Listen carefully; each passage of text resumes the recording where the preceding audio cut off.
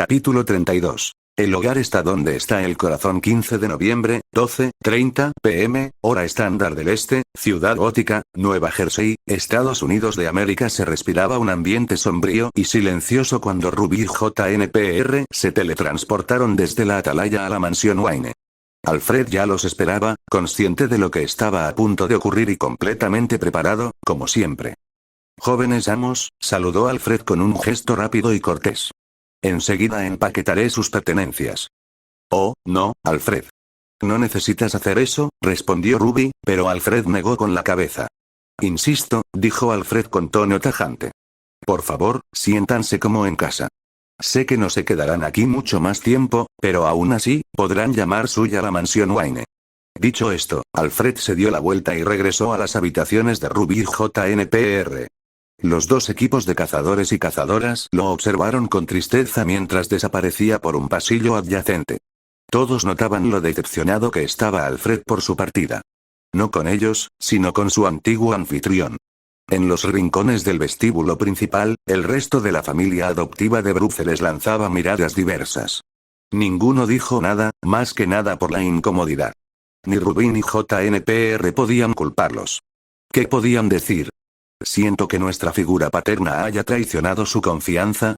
Además, no fueron ellos los culpables. Bruce estaba de pie junto a ellos, en completo silencio mientras la atmósfera de la sala se volvía pesada y casi insoportable. Junto a él estaba Ace, el murciélago sabueso, sentado erguido, observándolos. Bruce se obligaba a mirarlos a todos, con el rostro completamente estoico. Ambos equipos tenían claro que, aunque no se arrepentía de haber creado esos nanocitos, y dudaban que alguna vez lo hiciera, le entristecía verlos partir. Una parte de ellos sentía lo mismo, pero ahora mismo todos sabían que irse era lo mejor. Permanecieron en silencio durante los siguientes 30 minutos. El único sonido que se oía era el zumbido de las aspas del ventilador acompañado de una suave respiración. Finalmente, la monotonía se rompió con el regreso de Alfred. Empujaba un carrito con todas las pertenencias de Ruby y JNPR cuidadosamente guardadas en el equipaje. Era evidente que ya estaba empacando sus cosas incluso antes de que regresaran a la mansión, y cuando se detuvo frente a ellos, se miraron a los ojos. Subiré sus pertenencias al coche. Si me lo permiten, este podría ser el mejor momento para expresar sus últimas palabras, sugirió Alfred. Antes de que nadie pudiera decir nada más, siguió empujando el carrito hacia la puerta principal, que Ren y Nora abrieron amablemente. La cerraron tras ellos, y una vez más, el vestíbulo principal de la mansión Wayne quedó en silencio mientras los dos grupos se miraban fijamente. Nadie sabía qué decir, y el silencio se hacía cada vez más insoportable a cada segundo que pasaba. Entonces Ruby se aclaró la garganta y dijo: «Me entristece que haya llegado a esto». «Yo también», respondió Bruce, con la mirada un instante ablandada. «Lamento el dolor que te causé». «Lo sabemos», confirmó Weiss, «y sabemos que lo volverás a hacer sin pensarlo dos veces. Por si sirve de algo, hasta ahora he disfrutado de mi tiempo aquí y estoy inmensamente agradecido por todo lo que has hecho por nosotros. Si alguna vez necesitan ayuda, llámenos», gritó Tim desde el piso superior. «Gotham está justo al otro lado del río desde Metrópolis. Que no te engañe su apariencia brillante. Metrópolis es tan peligrosa como Gotham. Solo que con un peligro diferente», añadió Stepanie. «Bueno, cuando el héroe de tu pueblo es Superman, las amenazas aumentan en consecuencia», pensó Jan. «Al menos no tendré que contenerme tanto». «Ahí está», rió Jason, negando con la cabeza. «Son unos cabrones, así que sé que estarán bien. ¿Quién sabe? Quizás dentro de una semana también les corten la cabeza a los del submundo de Metrópolis». «Probablemente no. Solo planeamos descansar esta semana», corrigió Nora. «Dejaremos de holgazanear y por fin conseguiremos trabajo también». «¿Alguna idea sobre qué?», preguntó Damián, y Blake asintió. «Unos cuantos», admitió, y entonces notó que Nora se dirigía sigilosamente hacia la parte trasera de la mansión. Nora captó su mirada y la despidió con un gesto. «No te preocupes, tengo que hacer algo rápido», dijo, y luego salió de la mansión hacia el pequeño recinto de animales en la parte trasera. Había multitud de animales pastando entre la hierba, pero estaba concentrada en un bovino en particular. La vaca notó su llegada y la miró fijamente, mordisqueando largas briznas de hierba mientras Nora le agarraba la cabeza con suavidad y la acariciaba. Siento tener que irnos, Bativaca. Nora tranquilizó suavemente a la criatura mientras le daba una zanahoria para que la masticara, como hacía todos los días desde que llegó a la mansión Wayne. Bativaca tomó la golosina con entusiasmo y la masticó, a la vez que frotaba su cabeza con cariño contra Nora. Pero no te preocupes, vendremos a visitarte algún día, y te traeré un poco de pelo de Weiss para que lo mastiques. Batcow mugió con aprobación, dándole a Nora un lametón en la cara que la hizo reír. Le dio una última palmadita y un masaje en la cabeza, luego se dio la vuelta y regresó a la mansión Wayne. Llegó en medio de una conversación que los demás mantenían sobre sus planes, cómo los titanes se reunirían con ellos en Metrópolis para ayudarles a instalar su nuevo apartamento y algunas opciones de empleo que habían estado considerando. Nora ya sabía dónde iba a solicitar empleo, así que no sintió la necesidad de añadir nada. Fue entonces cuando Alfred abrió la puerta y volvió a entrar en la mansión, sujetándola y revelando una limusina estacionada en la entrada. Niños, por aquí, por favor. Los llevaré a su nuevo hogar, reveló Alfred. Los dos equipos intercambiaron una última mirada, se despidieron un poco, y luego, uno a uno, los remanentes se dieron la vuelta y se marcharon. Bajaron las escaleras hasta la limusina que los esperaba. Alfred les abrió la puerta del coche, entraron y se sentaron en los asientos laterales. Cuando estuvieron seguros, cerró la puerta y rodeó el asiento del conductor, luego giró el motor y arrancó el vehículo. Mientras salían lentamente de la entrada, lejos de la mansión Wayne, Ruby miró por la ventanilla trasera y vio a Bruce Wayne observando desde la puerta principal abierta. Se miraron fijamente, sin romper el contacto visual hasta que la limusina pasó por delante de la verja principal, dejando atrás la mansión Wayne. Bueno, Alfred, ¿cómo es Metrópolis?, preguntó Jaume, tomando un sorbo de una lata de Coca-Cola que venía de una nevera portátil. Es una ciudad maravillosa, aunque debo admitir que no he tenido el placer de vivir allí, admitió Alfred mientras conducía con cuidado por las concurridas calles de Gotham. Sin embargo, en mis breves visitas a lo largo de los años, he podido apreciar su carácter. Al igual que Gotham, Metrópolis está viva como pocas ciudades pueden igualar. Sus habitantes afirman que Metrópolis es la ciudad más grandiosa del mundo, y hay muchas pruebas que lo respaldan. En Remnant, muchos dijeron lo mismo de Vale, señaló Ruby. Metrópolis parece un lugar increíble. Así es. Estoy seguro de que lo disfrutarán muchísimo, dijo Alfred, mirándolos por el retrovisor. Aún así, me entristece verlos partir.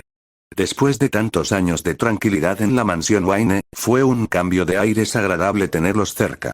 Le dieron una nueva vida. Ruby y JNPR sonrieron suavemente ante las palabras de Alfred, y Black dijo: también te extrañaremos, Alfred. Un silencio reconfortante invadió al grupo mientras seguían viajando por las sucias calles de Gotham. Pedazos de basura arrastrados por el viento rodaban por el pavimento, y los ciudadanos se observaban con desconfianza. Al mismo tiempo, sin embargo, Ruby y JNPR no pudieron evitar notar una ligera punzada de esperanza en los rostros de muchos habitantes de Gotham. Era tenue, pero perceptible. Quizás, a pesar del poco tiempo que estuvieron allí, sus esfuerzos podrían haber ayudado a aliviar la agotadora presión que Gotham imponía a sus ciudadanos. Era un pensamiento reconfortante, uno que los impulsaba a seguir adelante mientras conducían por uno de los muchos puentes que conectaban Gotham City, Nueva Jersey, con Metrópolis, Nueva York. Casi de inmediato, notaron una marcada diferencia entre Gotham y Metrópolis. Era casi como la noche y el día. Mientras que Gotham era sucia, estrecha y oscura, Metrópolis era limpia, abierta y vibrante. La gente sonreía y se saludaba, sin mantener la distancia y con un miedo manifiesto a posibles daños. «¡Guau!», murmuró Jaume con asombro mientras pasaban junto a los relucientes rascacielos de cristal del horizonte de Metrópolis. Todos lucían impecables y modernos, decididamente diferentes del singular estilo gótico de Ciudad Gótica. Algunos destacaban en particular, dominando todo el horizonte. En lo alto de un gran rascacielos se alzaba un globo terráqueo de bronce, con el Daily Planet de la palabra girando alrededor de su ecuador en una bandera de bronce. Me arriesgaré a decir que ahí es donde trabaja Lois Lane, bromeó Jan, provocando la risa del otro. ¿En serio?, preguntó Black retóricamente, sin perder de vista el edificio mientras pasaban. Pronto avistaron otro famoso monumento de Metrópolis, uno que les hizo fruncir el ceño. Era un edificio de 2 torres con forma de 2L, con un logotipo hexagonal verde con una L estampada en el centro. Así que esa es la torre LexCorp, reflexionó Weiss. Tenía que admitir que, por mucho que despreciara al hombre que dirigía LexCorp, la torre en sí misma parecía impresionante. Alfred asintió, pero no dijo nada más, pues no hacía falta. Continuaron conduciendo hacia su nuevo hogar, pasando por el Parque Centenario, donde vieron una gran estatua dorada de un Superman sonriente sosteniendo una águila calva en su brazo. Multitudes la rodeaban, tomándose fotos o simplemente admirándola desde lejos.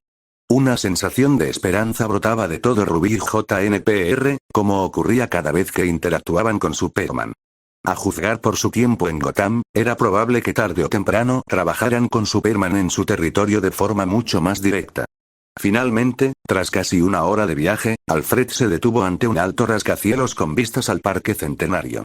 De pie contra el muro exterior, vestidos de civil, estaban los titanes, que ya se dirigían hacia ellos en cuanto la limusina se detuvo. Aquí estamos, declaró Alfred, bajando del asiento del conductor y abriendo la puerta para Rubí JNPR. Los remanentes bajaron y saludaron a sus amigos de Jump City mientras Alfred cerraba la puerta tras ellos y abría el maletero para recoger sus pertenencias. Oh, Alfred, no necesitas hacer eso, insistió Dick Grayson, adelantándose para ayudar al mayordomo, pero Alfred Pennyworth negó con la cabeza. No, amo Richard. Esta es mi responsabilidad y no permitiré que me la quites, dijo, mirando a Dick con severidad. Dick suspiró, aparentemente acostumbrado a la terquedad de Alfred, y luego retrocedió mientras alzaba las manos en señal de derrota. De acuerdo, como quieras, cedió Dick, retrocediendo. Miró a Rubí JNPR. Sus expresiones le indicaban que también habían tenido la misma conversación. Suspiró y negó con la cabeza, luego siguió al anciano mayordomo al interior del edificio y a uno de los muchos ascensores. Alfred pulsó un botón para llamar al ascensor y les entregó a cada uno de ellos una tarjeta de acceso personalizada que combinaba con su paleta de colores preferida y, al mismo tiempo, lucía sus logotipos individuales. ¡Oh, qué bien están! Gracias, Alfred, le agradeció Nora al mayordomo, quien sonrió cortésmente y saludó con la cabeza a la joven justo cuando se abrían las puertas del ascensor. Un pequeño grupo salió, así que los titanes, Rubí, JNPR y Alfred esperaron pacientemente a que todos bajaran antes de subir. Alfred presionó el botón superior de la cabina, escaneando su tarjeta de acceso cuando apareció la indicación. Todo este edificio es propiedad del maestro Bruce, explicó Alfred mientras subían en el coche. En público, lo compró por capricho después de que el anterior dueño lo insultara. ¿Cuál fue la verdadera razón?, preguntó Jan, arqueando una ceja y sonriendo con sorna ante lo insignificante que sonaba. Garfield y Víctor, en cambio, reían abiertamente. Necesitaba una base de operaciones secundaria por si la mansión Wayne volvía a ser destruida, aclaró Alfred. Por suerte, nunca la ha tenido que usar por un tiempo prolongado, y aunque aún no se ha rediseñado para defenderse de la actividad no civil, será perfecta para todas sus necesidades. Entonces el coche se detuvo y las puertas se abrieron con un pin, revelando el amplio y espacioso apartamento al otro lado. Los jóvenes héroes entraron en la habitación, maravillados, contemplando las cascadas de agua en la pared, las barandillas de cristal, el suelo de madera noble y la alfombra a juego, las encimeras de piedra pulida y mucho más. A diferencia de la mansión Wayne, el apartamento era mucho más colorido, con rojos y negros como tema predominante en la alfombra y las cortinas. Dios mío, murmuró Jaume, levantando la mirada mientras contaba 3 pisos, incluyendo el que ocupaba en ese momento, que daban a una sala de estar central con un gran sofá, sillas y un televisor de pantalla plana empotrado en la pared. ¿Es una piscina?, señaló Blake, mirando más allá de la pared de cristal hacia el patio exterior. Fiel a su palabra, había una piscina infinita grande y profunda, con jacuzzi adjunto, con vistas a Metrópolis, y ya estaban pensando en cuándo iban a zambullirse. Amigo, tu casa es mejor que la nuestra. ¿Puedo mudarme?, preguntó Garfield, mirando a su alrededor con asombro. Garfield, reprendió Raven, mientras observaba con Blake una estantería cercana. Garfield gimió y bajó la cabeza, y Jan, sonriente, le dio una palmadita en el hombro. Niños, ¿puedo mostrarles su nuevo hogar?, ofreció Alfred. Rubí y JNPR asintieron con entusiasmo, y juntos, junto con los titanes, siguieron al mayordomo por la casa. Como seguramente habrán notado, este apartamento es bastante grande. 4 plantas, para ser exactos, explicó Alfred. La planta baja es un taller. Esta planta en particular es la zona común. Aquí encontrarán la piscina exterior, la cocina y el comedor, un gimnasio privado y la sala de estar donde podrán disfrutar. ¿Qué tan grande es el gimnasio?, preguntó Jan, sintiendo que no estaba bien equipado para habitantes con superpoderes. Está bastante bien surtido, aunque admito que no fue diseñado pensando en los metahumanos, respondió Alfred. Dame una semana y lo solucionaré, declaró Víctor, mientras examinaba todo el apartamento en busca de vulnerabilidades. Ya había identificado bastantes áreas de mejora y estaba dibujando mentalmente los esquemas y escribiendo el código personalizado para la seguridad de sus amigos. Seguro que sí, dijo Alfred, sintiendo cada palabra en serio. Por favor, suba por aquí. Siguieron a Alfred por un tramo de escaleras de metal hasta el segundo piso, donde fueron recibidos por 8 puertas que bordeaban las paredes de un pasillo central. Aquí están las habitaciones de invitados. Oh, supongo que en su caso, sus habitaciones, explicó Alfred, abriendo las puertas para que Ruby y JNPR pudieran echar un vistazo al interior. Al igual que sus habitaciones en la mansión Wayne, estaban lujosamente decoradas, cada una con una cama grande y cómoda y su propio baño. Aparte de que cada uno tendría su propia habitación, no había nada destacable en el segundo piso, y pronto subieron otro tramo de escaleras metálicas hasta el piso superior. Allí encontraron 2 habitaciones, una frente a la otra. Aquí está el dormitorio principal, anunció Alfred al abrir una puerta que revelaba quizás el dormitorio más grande que jamás habían visto. Era tan grande que, si lo deseaban, podrían caber fácilmente 8 camas individuales y aún tendrían espacio suficiente para relajarse. Las ventanas bordeaban las paredes laterales, lo que permitía a los ocupantes mirar hacia afuera, donde vieron la Torre LexCorp y el edificio del Daily Planet. Tras inspeccionar detenidamente la habitación y todo lo que ofrecía, incluyendo una cama lo suficientemente grande como para albergar a todos los Ruby y JNPR juntos, siguieron a Alfred a la habitación contigua. Esta es la sala de medios, explicó Alfred, revelando una habitación oscura y sin ventanas con un retroproyector. La sala parecía como entrar en un cine, y los adolescentes ya estaban pensando en las diversas actividades que podrían realizar allí.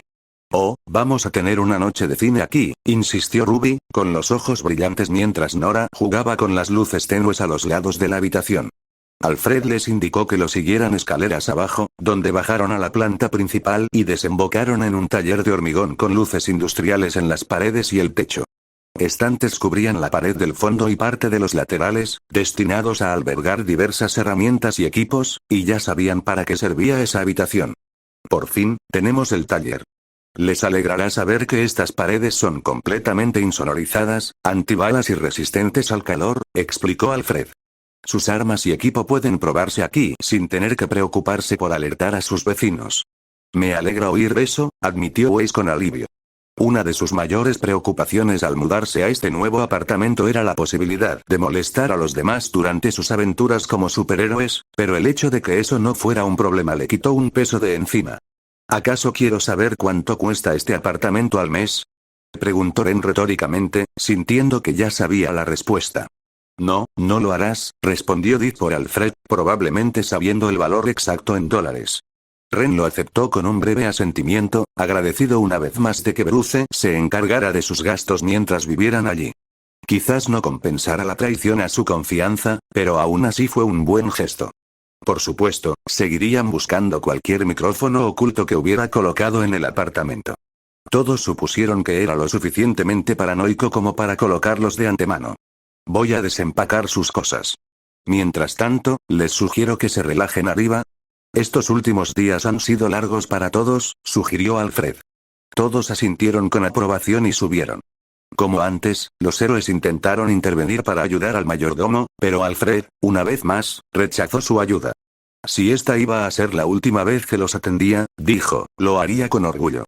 Weiss recordó de nuevo a Klein y se preguntó cómo estaría, pero se obligó a no pensar en eso mientras ella y sus amigos se sentaban alrededor de los diversos sofás y sillas de la sala de estar. Amigo, este lugar es increíble, declaró Garfield. Debo admitir que es bonito, añadió Donna, señalando el sofá en el que estaba sentada. Me está dando algunas ideas para la Torre de los Titanes. Dentro de lo razonable, interrumpió Dick, sabiendo que probablemente tendría que pagar por cualquier artículo de lujo que sus amigos quisieran.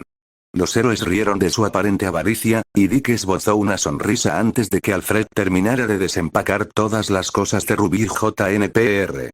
Los titanes guardaron silencio al tiempo que la atmósfera sombría de antes regresaba con fuerza, y ambos equipos de cazadores y cazadoras se presentaron ante Alfred Pennyworth con el ceño fruncido.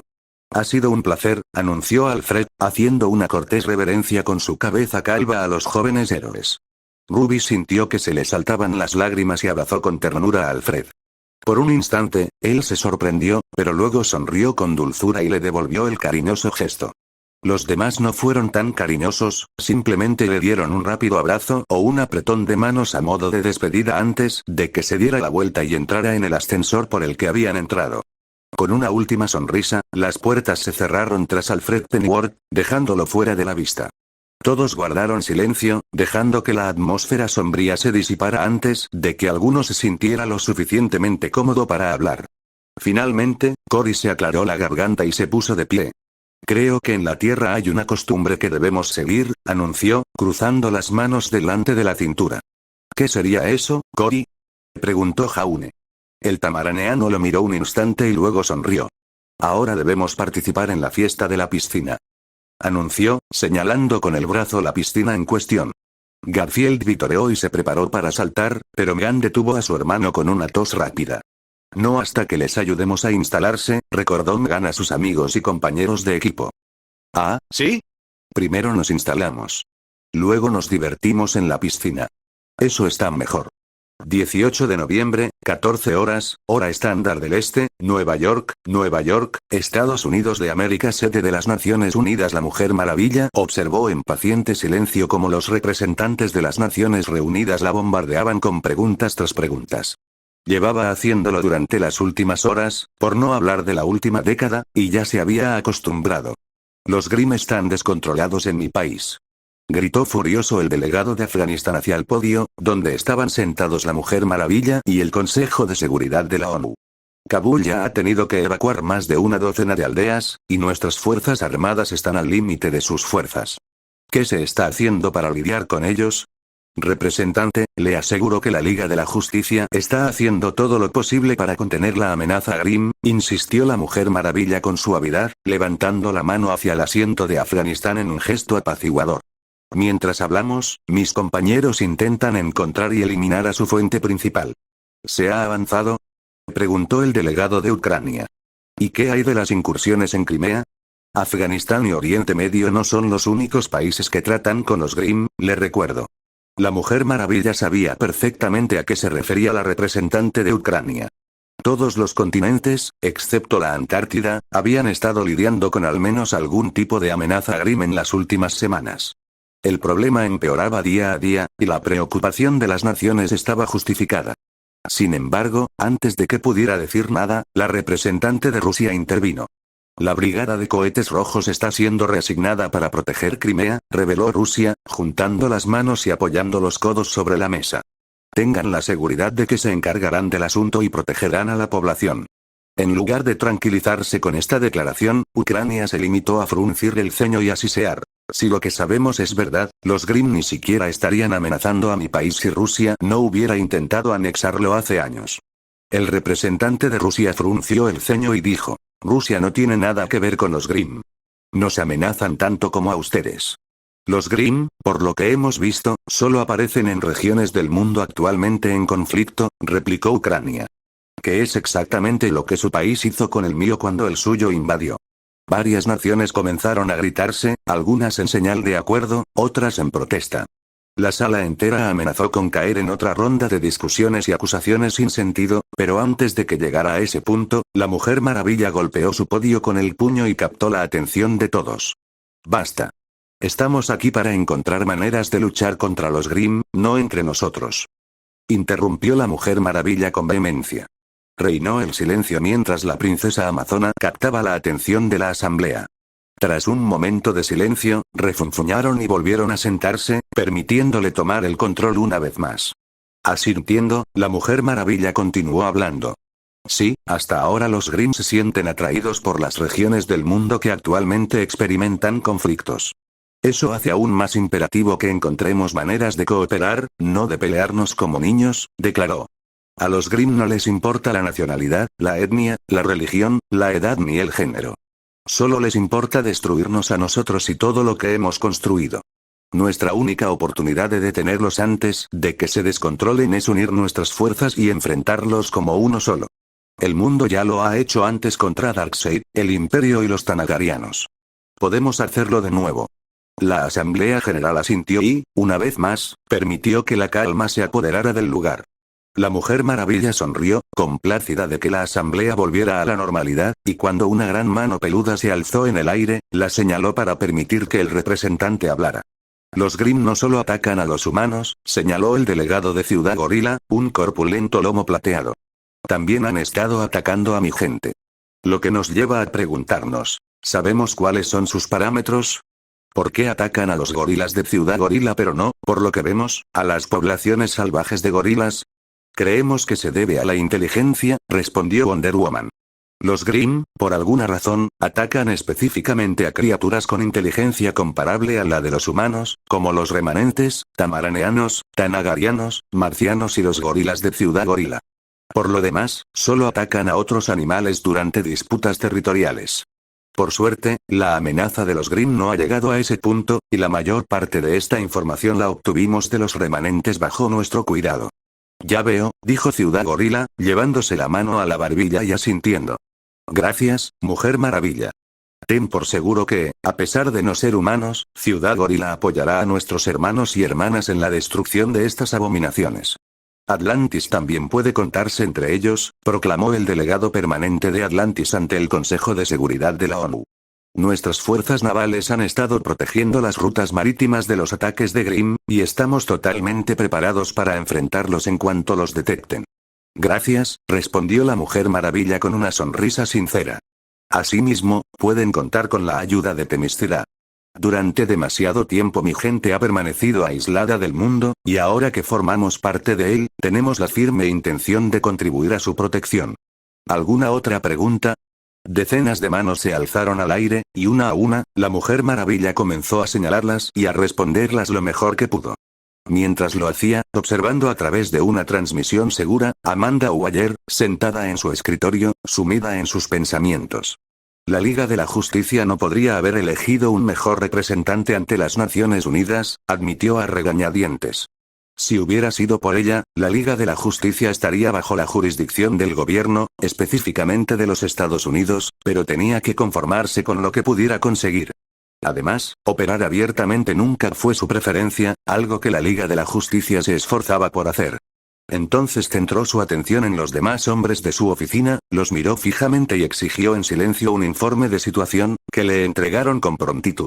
Las fuerzas estadounidenses se están movilizando actualmente para hacer frente a las amenazas de Grimm, reveló el general Wade Eiling, pero hasta ahora no hemos tenido mucha experiencia directa. Solo incidentes aislados con pocos o ningún superviviente. No sé cómo reaccionarían nuestras tropas ante un ataque frontal. Necesitamos saberlo, general, insistió Waller. Gracias a la Fuerza de Tareas 10, sabemos cuáles de nuestras armas funcionan realmente contra los Grimm, pero esa información es inútil sin una implementación a gran escala. Haga lo que sea necesario para lograrlo.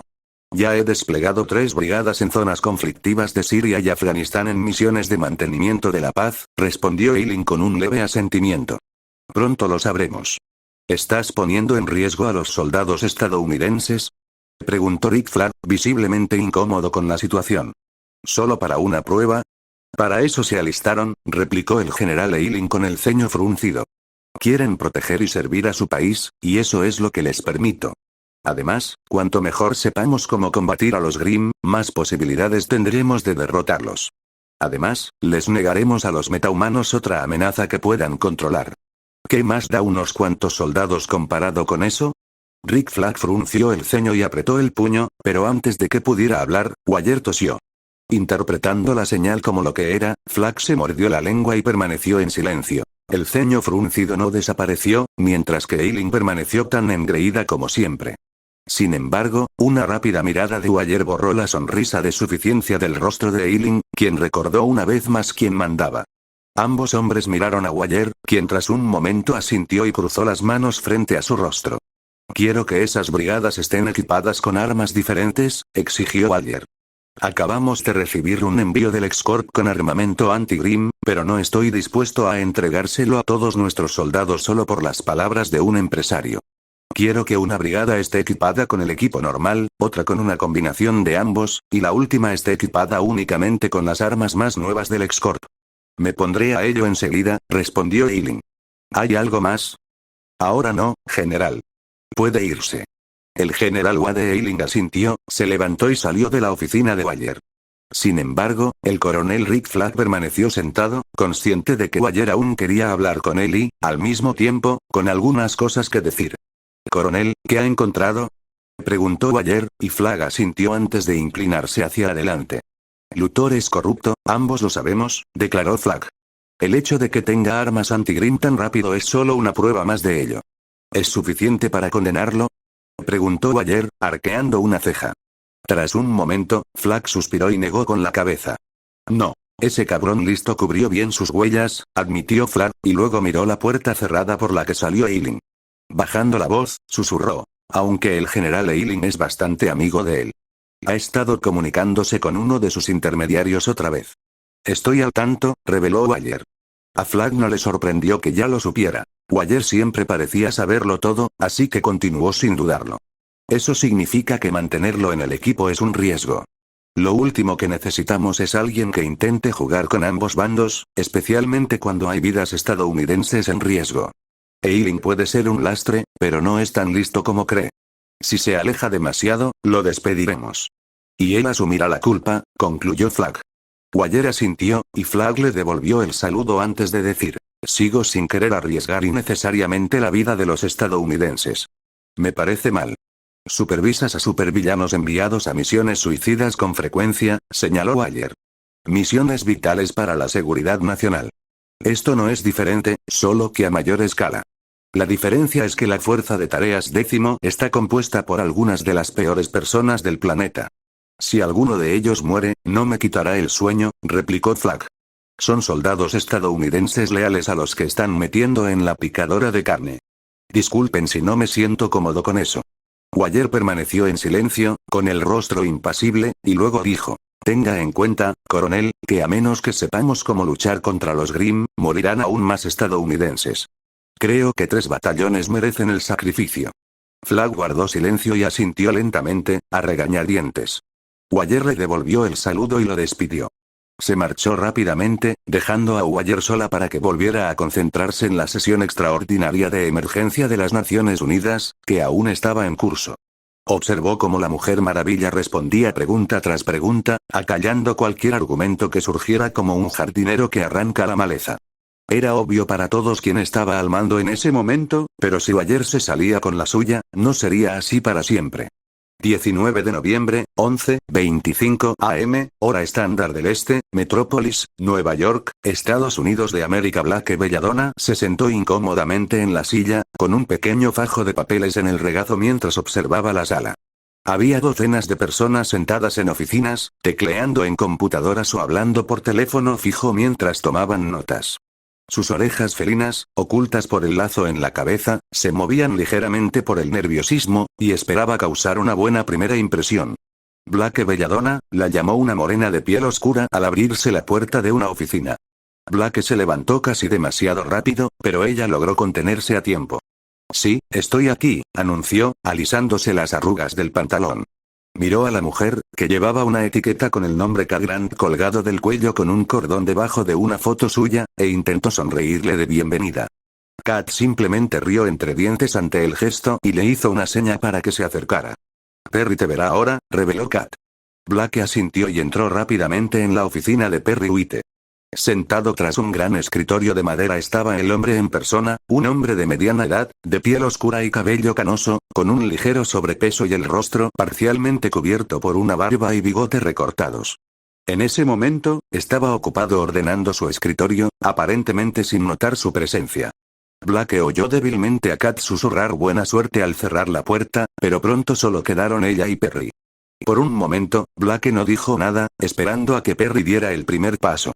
Tras observarlo ordenar su escritorio durante unos instantes, estaba a punto de hablar, pero Perry, de repente, empezó a hablar sin siquiera mirarla. Toma asiento, dijo Perry, pillando a Blake ligeramente desprevenido. Asintiendo, se acercó y se sentó en una de las grandes sillas de cuero frente a Perry. Una vez sentada, Perry terminó de ordenar su escritorio y se giró hacia ella, sosteniendo una copia de su currículum. «Blake Belladonna, ¿cierto?», preguntó. Blake asintió y continuó. Actualmente estudia en la Universidad de Gotham, carrera sin declarar. Sin experiencia laboral previa, pero entre sus referencias se encuentran Lucius Fox y Bruce Wayne. El señor Fox y el señor Wayne son amigos, respondió Blake a la pregunta no formulada. Perry la observó un momento y luego asintió.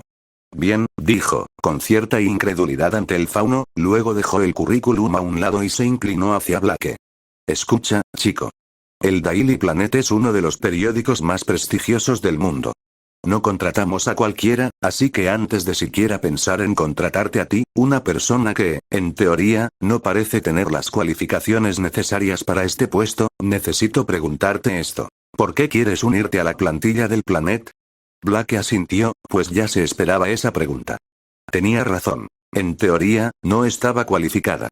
Supuso que, si hubiera profundizado más en su pasado, habría estado más cualificada, pero eso planteaba sus propios problemas que prefería evitar. Tragó saliva y luego empezó a hablar. He emigrado a Estados Unidos hace poco, admitió. Mi país de origen era muy parecido a Estados Unidos. Una sociedad supuestamente igualitaria y democrática con derechos universales para sus ciudadanos.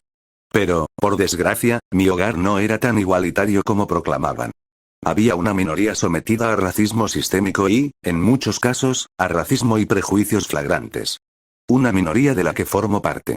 Mi padre intentó corregir esta injusticia, formando una organización pacífica de derechos civiles que buscaba un diálogo pacífico que finalmente pusiera fin a esta discriminación. Se estaban logrando avances, pero para muchos, incluyéndome a mí, no fue lo suficientemente rápido. Blake frunció el ceño y miró sus pies, añadiendo. Finalmente, mi padre perdió apoyo y se vio obligado a dimitir. En lugar de quedarme con él y mi madre, me uní voluntariamente a quienes abogaban por el uso de la fuerza para conseguir lo que queríamos. Pensé que esta era la manera de lograr finalmente la igualdad, y al principio el cambio de enfoque funcionó. Saqueamos negocios que se negaron a servirnos, atacamos a funcionarios corruptos que nos oprimían y asaltamos a las corporaciones que explotaban a nuestra gente.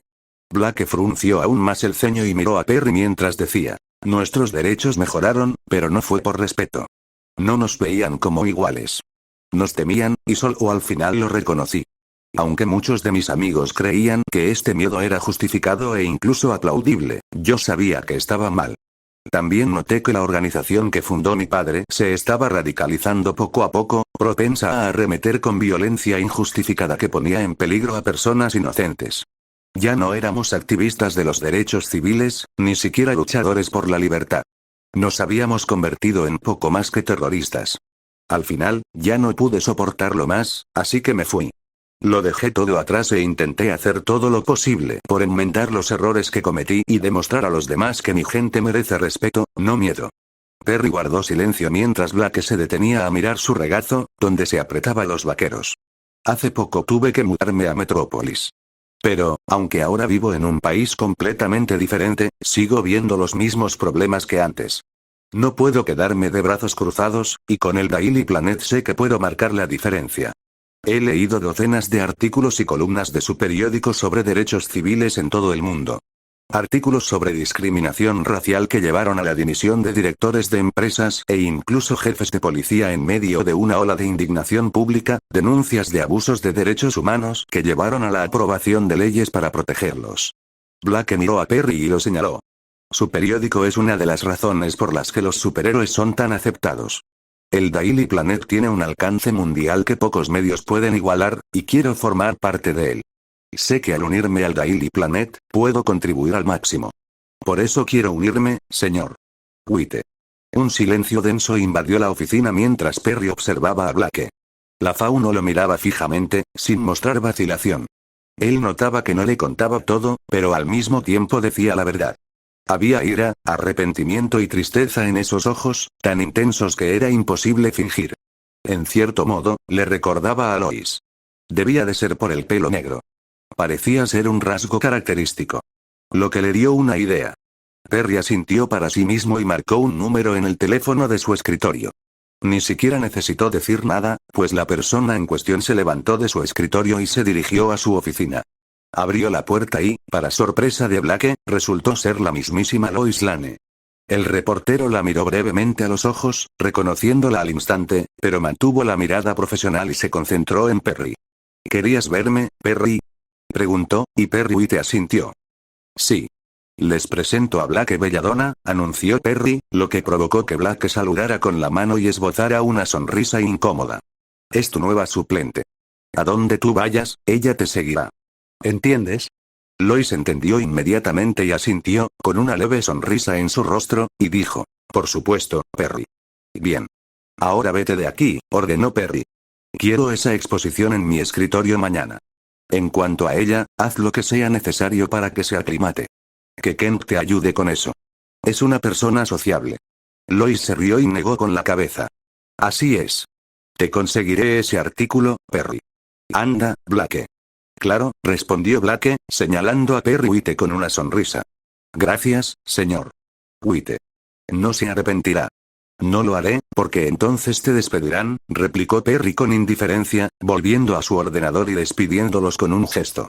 Blake miró a Lois con expresión interrogativa, quien se encogió de hombros con indiferencia, como si dijera que era lo habitual. Juntos, salieron de la oficina de Perry y entraron en una sala de descanso cercana. Allí se apoyaron en un mostrador, mirándose mientras otros empleados del Daily Planet entraban y salían de la sala. Debo admitir que pensé que la próxima vez que te vería sería en otra entrevista, admitió Lois con una risita divertida. Pero una parte de mí sentía que podría encontrarte aquí también. Bienvenido al planeta, Blake. Blake sonrió y asintió. 20 de noviembre, 4 p.m., hora estándar del este, Metrópolis, Nueva York, Estados Unidos de América y aquí, vamos, declaró Victor Stone mientras presionaba un botón holográfico proyectado en su brazo. Las luces del apartamento parpadearon, seguidas unos segundos después por un resonante timbre. Victor sonrió con orgullo mientras disipaba el holograma y abrió los brazos al tiempo que declaraba. Aquí lo tenemos. Un sistema de seguridad para el hogar de última generación, ahora en línea. Gracias, Ki. Gritó Jan desde la cocina, donde ella y los demás esperaban a que Ruby, Weiss y Jaune regresaran del trabajo. Ya no tardarían mucho, y en cuanto lo hicieran, por fin podrían comer algo. ¿Están seguros de que tienen que salir esta noche?, preguntó Nora, sentada a la mesa de la cocina junto a Ren. Lo siento, Nora. Ha sido genial estar con ustedes otra vez, pero tenemos que volver a Jump City, dijo Garfield con tristeza. Lo entendemos, dijo Ren asintiendo. Son bienvenidos cuando quieran. Ustedes también, respondió Dick, sosteniendo un vaso de agua en la mano, y luego preguntó. ¿Y bien, Blake? ¿Hay alguna novedad interesante en el Daily Planet? Blake guardó silencio un momento, pensando en su respuesta, y luego asintió. Podría decirse que sí. Entonces, Lois. ¿Quién es?, preguntó Clark Kent mientras Lois se acercaba a su escritorio, seguida de Blake. Ella es Blake Belladonna. Es nuestra nueva suplente, anunció Lois. Blake, él es Clark Kent. Un placer conocerte, Clark, saludó Blake, ofreciéndole la mano, que Clark aceptó con gusto. No pudo evitar notar que su agarre era bastante fuerte, incluso para un humano terrestre. Igualmente. Bienvenido al planeta, Blake, respondió Clark con una cálida sonrisa. Blake le devolvió la sonrisa y ladeó la cabeza. Lo siento, pero ¿nos conocemos de antes? Me pareces familiar. No lo creo, respondió Clark, frunciendo los labios pensativo y dándose un golpecito en la barbilla. Aunque he escrito muchos artículos a lo largo de los años. Muchos tienen mi foto al lado. ¿Quizás la viste?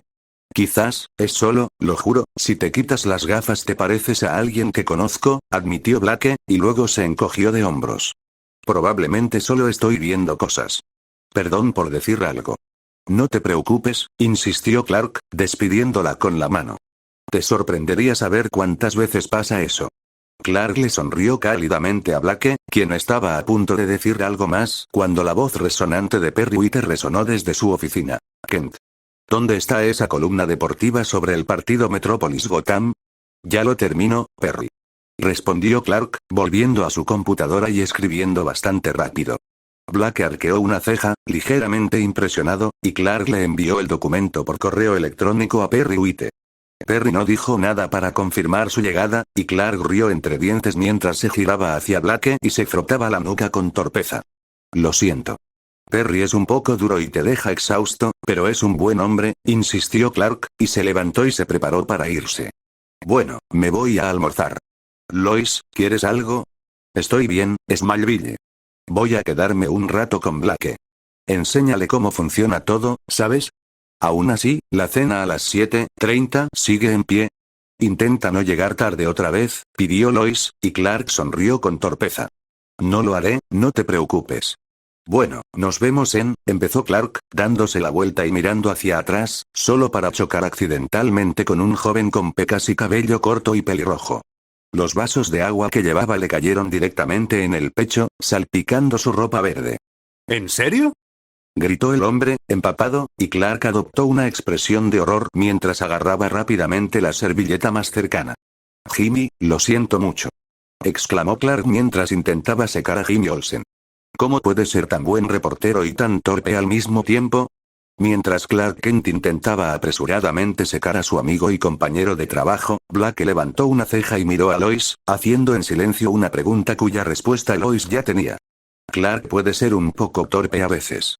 Supongo que es parte de su encanto pueblerino, reveló Lois, indicándole a Blake que la siguiera. Blake lo hizo, fulminándolo con la mirada, pues ella no podía quitarse de la cabeza la sensación de que lo conocía. ¿Por qué lo llamaste Smallville?, preguntó Blake una vez que llegaron al escritorio de Lois. Es donde se crió, respondió Lois. En una granja, aunque no lo creas. Deberías haber visto cómo era cuando llegó. Imagina cada historia de un chico de un pueblo pequeño intentando triunfar en la gran ciudad, y todos los tropiezos que eso conlleva, y súbelo al máximo. Lo llamo Smallville para bromear con él. Blake asintió ante la respuesta, viendo cómo se podía hacer esa conexión, y se quedó paralizada al sentarse. Recordó la primera vez que bajó a la superficie terrestre, cómo Superman los llevó a una granja aparentemente desconocida en la que creció para experimentar el mundo en vuelo. Fue una de las experiencias más emocionantes de su vida, una que recordaba vívidamente. Mientras giraba lentamente la cabeza para mirar a Clark, también recordó la fuerza de su agarre, la velocidad con la que tecleaba y la inquebrantable sensación de conocerlo personalmente de antes, no solo por algunos de sus artículos. Entonces imaginó cómo se vería si Clark no estuviera ligeramente encorvado y se quitara las gafas, y abrió los ojos de par en par al comprenderlo. Oh, murmuró para sí misma. Durante el resto del día en el Daily Planet, mientras ayudaba a Lois con lo que necesitaba, no dejaba de mirar a Clark de reojo tras su regreso del almuerzo. Lois y algunos otros se dieron cuenta al cabo de un rato, y finalmente Cadran la llevó aparte para tener un poco de privacidad. Blake, gracias a sus orejas felinas ocultas, los oía como si estuvieran a su lado. No mires ahora, pero creo que tu suplente está enamorada de tu novio. Lo ha estado mirando todo el día, declaró Kat. Las orejas de Blake se movieron ligeramente, pero mantuvo su atención fija en el aparentemente inconsciente Clark Kent. Con el rabillo del ojo, vio que Lois la miraba y luego negó con la cabeza. Gato, no creo que eso sea un flechazo. ¿Clark Kent es Superman?, preguntó Nora sorprendida cuando Blake terminó su relato. Cuando Blake asintió, Nora chasqueó los dedos. Sabía que ese tipo me resultaba familiar. ¿Cómo demonios ha logrado mantenerse en secreto todo este tiempo? ¿No lleva máscara?, preguntó Víctor en voz alta. Tengo que usar hologramas para andar en público, y este tipo solo se pone unas gafas. Bueno, funcionó con nosotros, señaló Raven, sin importarle mucho la revelación. Eso es lo que lo empeora aún más, replicó Víctor, y entonces vio a Dick poner los ojos en blanco. Ay, no me mires así. Ya lo sabías, ¿verdad? Sí, lo hice, respondió Dick encogiéndose de hombros, apoyándose contra una pared. ¿Y por qué no nos lo dijiste, tío?, preguntó Garfield, sin dolerle, pero con genuina curiosidad. Dick se lo quedó mirando, y después de un momento, Garfield asintió. Claro, claro. Protocolo de superhéroes. No reveles la identidad secreta de otro superhéroe sin su permiso. Todo eso. Dick asintió en silencio, respondiendo la pregunta de Garfield, mientras Blake se frotaba el cabello con las manos. ¿Qué hago? ¿Hablo con Clark o no? ¿Está saliendo con Lois? ¿Debería decirle algo?, preguntó Blake, y luego la golpeó contra la mesa. Cuando me uní al Daily Planet, no pensé que me tocaría esto. Tranquilo, tranquilo, Blake. Tranquilo, tranquilo, dijo Jan para tranquilizar a su compañero, frotándole la espalda para aliviar el estrés. Estoy segura de que al menos algunos de nuestros trabajos no terminarán vinculados a nuestras vidas de superhéroes. Vaya, Clark ha escrito artículos sobre sí mismo, comentó Megan, leyendo un blog de datos. Y bastante críticos, además, destacando cada uno de sus errores. Aunque probablemente siga siendo inmoral. Te aseguro que lo obligaron a escribirlas, señaló Donna. Probablemente por eso es su mayor crítico. Verdadero. Fue entonces cuando se abrieron las puertas del ascensor, permitiendo a Ruby y Weiss entrar al apartamento. Llevaban bolsas de la compra, que no estaban destinadas a usar esa noche, sino durante los próximos días, mientras Weiss hablaba al mismo tiempo por el pergamino que llevaba prendido en el hombro, junto a la mejilla. No me importa si su oferta es más barata, la están revisando. Hasta que se concrete, el señor Fox ha dejado muy claro que no negociaremos con ellos. Hizo una pausa y dejó las maletas sobre la mesa. Sí, puede decirles que se lo dije. Buenos días, señor. Colgó y gimió. Dios mío. ¡Qué gente! Siempre buscando la manera de ahorrarse un dineral, al diablo con las consecuencias. ¿Un día duro? Preguntó Coriander, y Weiss se encogió de hombros. En realidad no, solo un par de idiotas que no saben nada. Por lo demás, mi día fue fantástico, reveló Weiss, sentándose en el sofá. El señor Fox me nombró su enlace directo con el grupo de investigación del polvo. Con un poco de suerte, quizá encontremos la manera de reactivarlos. Eso estaría bien, admitió Jan. Tengo que admitir que he echado de menos mis carcasas de polvo. Y mis granadas. Las de aquí simplemente no tienen la misma potencia, añadió Nora. Igualmente. Me gustaba poder volar gracias al retroceso de mi arma, pero va a ser muy difícil recuperarlo, dijo Ruby. Por ejemplo, he dedicado todo mi tiempo a diseñar una cámara de centrifugación que creemos que podría funcionar. ¿Sabes lo que es tener que meterme en un tubo de metal para conectar con cuidado cables y conductos de energía, evitar que los núcleos de plasma se rompan y mantenerlo alimentado con energía suficiente para 10 manzanas de la ciudad? Todos guardaron silencio mientras Ruby hacía una pausa. Luego añadió, muy divertido, la verdad, pero sigue siendo muy difícil. Es muy agradable simplemente hablar de ingeniería con la gente, ¿sabes? Y mis compañeros me adoran. Jan se rió y dijo, no me sorprende. Por cómo lo has estado describiendo, es como si fueras su mascota. Supongo que pronto lo veré en persona. ¿Conseguiste el trabajo? ¿Sí? ¿Estás viendo al nuevo ingeniero de Wynetech? Puede que Bruce no me caiga muy bien ahora mismo, pero con gusto aceptaré su dinero. ¿Sí? Estamos trabajando juntos. Weiss puso los ojos en blanco ante la jubilosa muestra de cariño fraternal de Ruby mientras ella y Jan se abrazaban. Luego miró el reloj colgado en la pared. Preguntó, ¿cuándo regresa Jaune? Dijo que va de camino, reveló Pirra, bebiendo de una botella de agua mientras se recuperaba de otro día de trabajo como entrenadora física. Consiguió el trabajo a principios de semana y había estado trabajando con sus clientes exactamente igual que con Jaune. Con paciencia, ánimo amable y atendiendo a sus necesidades individuales.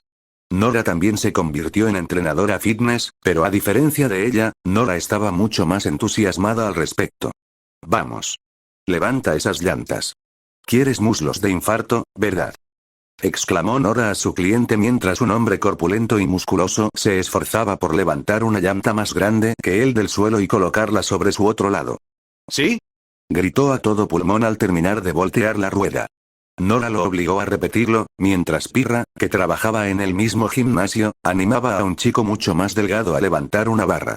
Vamos, solo unas cuantas repeticiones más. Puedes. Lo animó. El chico se esforzó, con la cara enrojecida al levantar la pesa y luego la bajó con cuidado para continuar la serie. Pirra sonrió cálidamente, ofreciéndole palabras de aliento durante todo el recorrido, incluso cuando la voz de Nora ahogaba la de casi todos los demás.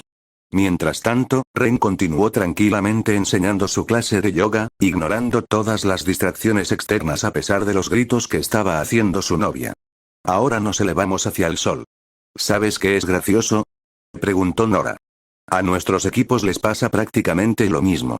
3 trabajamos en el mismo sitio, pero uno no. ¿No es raro? No realmente, respondió Weiss. Simplemente sucedió así. Lo sé, pero aún así. Es divertido pensarlo. Fue entonces cuando el ascensor bajó, y los equipos supieron que Jaune por fin había regresado del trabajo. Suspiraron aliviados, felices de poder salir a cenar. Sería un evento sombrío, ya que los titanes se marcharían justo después, pero sería divertido. Hola, Jaune. ¿Cómo estuvo tú? Preguntó Garfield al abrirse las puertas, pero se detuvo al ver entrar a Jaune con 3 tinas humeantes de comida apiladas una encima de otra. Su rostro permanecía impasible mientras se acercaba tranquilamente a la mesa y se sentaba, intentando no mirar a sus amigos a los ojos. Jan echó un vistazo al contenido y luego miró a Jaune. ¿Amarillo? Preguntó ella. Sí, Jan. Respondió Jaune, aún evitando el contacto visual. ¿Por qué tienes 3 cazuelas? Jaune no respondió. En cambio, encorvó los hombros y se sonrojó levemente cuando Nora abrió uno. Ren llegó a su lado enseguida y vio de inmediato que los guisos no eran comprados. Esto es casero. ¿Lo hiciste tú? Preguntó Ren, pero Jaune negó con la cabeza. No, no lo hice, admitió Jaune. ¿No acabas de volver de trabajar en la guardería? ¿De dónde sacaste esto? Preguntó Blake, absorbiendo el aroma de la comida. Olían bien, sin duda, pero estaba más concentrada en su confuso origen y en la reacción de Jaune. Dick entonces arqueó una ceja con recelo y se inclinó hacia adelante. Jaune, ¿quién te dio esto? Preguntó. Jaune no respondió. Su rubor simplemente se intensificó, y Dick se giró lentamente para mirar a Pirra. Pirra, ¿qué puedes contarme sobre la guardería donde trabaja Jaune? Un lugar bastante común. Todos los niños son de preescolar, la mayoría padres jóvenes, reveló Pirra, empezando a atar cabos. Y también hay muchos padres solteros. ¿Es un número de teléfono? Preguntó Weiss de repente mientras despegaba una nota adhesiva pegada al costado de una de las tinas. Todos la miraron, y Garfield se quedó sin aliento al finalmente descifrarlo. Espera, dijo, y luego, tembloroso, se acercó a Jaune y le preguntó. Por favor, por el amor de Dios, dime que esto es lo que creo que es. Los demás, salvo Pirra y Dick, que ya lo habían descubierto, finalmente lo hicieron también. Casi de inmediato, Victor y Jan corrieron a agarrar a Jaune por los hombros, intentando desesperadamente contenerse mientras lo sacudían en silencio para confirmarlo. Weiss adoptó una expresión de desconcierto y sorpresa mientras Ruby se cubría la cara con las manos. Pirra parecía no saber qué pensar de la situación. Su expresión oscilaba entre la exasperación y la diversión. Ren permaneció impasible, pero incluso él sonreía con suficiencia. Coriando sonreía radiante, flotando ligeramente sobre el suelo, mientras Donna y Mgan ya reían. Raven, mientras tanto, puso los ojos en blanco y continuó leyendo. Nora simplemente parecía orgullosa, levantando el pulgar y asintiendo en señal de aprobación hacia Jaune. Finalmente, con todos mirándolo fijamente mientras bajaba la vista, Jaune asintió. Algunas mamás me las dieron. Todas por su cuenta, a la hora de recoger a los niños al final del día. Intenté rechazarlas, pero fueron muy insistentes. La verdad es que, me sentí bien. Todos, excepto Raven, Blake, Weiss, Pirra y Nora, estallaron en carcajadas. Jan, Victor y Garfield cayeron al suelo de inmediato, agarrándose los costados y rodando, intentando contarse chistes verdes, solo para estallar en nuevas risitas antes de poder terminar ninguno. Ruby señaló y rió entre dientes ante la vergüenza de Jaune, cayendo finalmente de espaldas con las piernas alzadas. Donna y Mgan reían a carcajadas. La primera apoyaba la cabeza en la mesa y la golpeaba con el puño, mientras que Coriander flotaba cerca del techo, hecha un ovillo en una carcajada estruendosa. Esto nunca va a desaparecer, ¿verdad? Preguntó Jaune mientras Pirra y Dick se acercaban, y este último le dio una palmadita en el hombro. No, no creo que lo haga, confirmó Pirra. Jaune solo pudo suspirar, sabiendo que Jan solo nunca lo dejaría superar esto. Pirra se removió insegura mientras se rascaba la mejilla, antes de volver a hablar. Jaune, sé que dije que te apoyaría si alguna vez te encuentras en una relación, pero debo insistir en que al menos te asegures de que no estén casados antes de seguir adelante. ¿Qué? Balbuceó Jaune ante la aparentemente sincera declaración de Pirra, sin ver cómo se le crispaba la comisura de la boca mientras él agitaba los brazos en señal de negación. Eso no, quiero decir que nunca. No te preocupes, interrumpió Dee con una sonrisa. Simplemente consuélate y enorgullécete de ser motivo de admiración para un grupo muy específico. Seguro que muchos chicos de tu edad desearían estar en tu lugar. ¿No es eso un consuelo?